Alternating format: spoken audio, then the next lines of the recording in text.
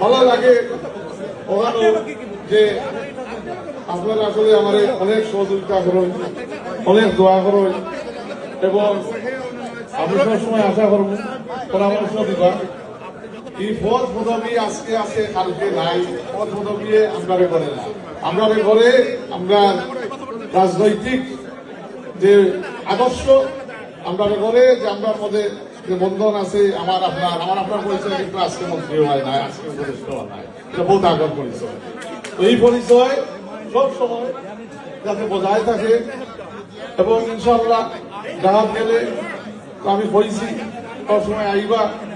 আর যেখানেও থাকবো সিলেটর দাবি, যেখানেও থাকবো বাংলাদেশের নিজ দাবি, ওখানেও পাইবা ইনশাল্লাহ মাইন কবির।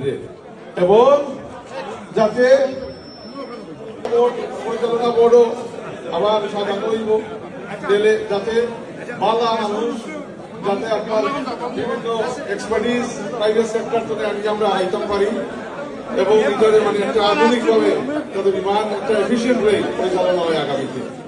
আরেকটা জিনিস যেটা করতাম, আমি আর রাষ্ট্রপতি হিসাবে মারছি এবং গিয়া মাননীয় প্রধানমন্ত্রী লোকেও মাত্র যে একটা আমরা গ্লোবাল ডায়াসপোরা প্রবাসী এডভাইজরি বোর্ড করবো, গভর্নমেন্ট করবো, যেখানে আপনারা যুক্তরাজ্য থাকিও যারা এক্সপার্ট আছে, যারা কমিটি নেতা আছে, এরা এই বোর্ডও স্থান পাইতে পারেন এবং অন্যান্য দেশের অন্যান্য জায়গার যেখানে প্রবাসী বাংলাদেশিরা আছে এবং বাৎসরিকভাবে আমরা দুইবার একটা পরামর্শমূলক মিটিং করলাম, এনআরবি কনভেনশন করলাম, যেখানে আপনার দাবি দাওয়া নিয়ে আমরা আলাপ আলোচনা করতাম পারি এবং সরকার এগুলা কিভাবে আপনার দিয়ে ইমপ্লিমেন্ট করতে পারে।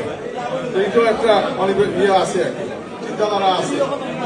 ইনশাল্লাহ আজকে আর বেশি মাত্রাম নাই, খুবই ভালো লাগছে আর কি আপনারা লোকে দেখা হওয়ায়। আলহামদুলিল্লাহ এই সুযোগটা আমরা করতাম পারছি।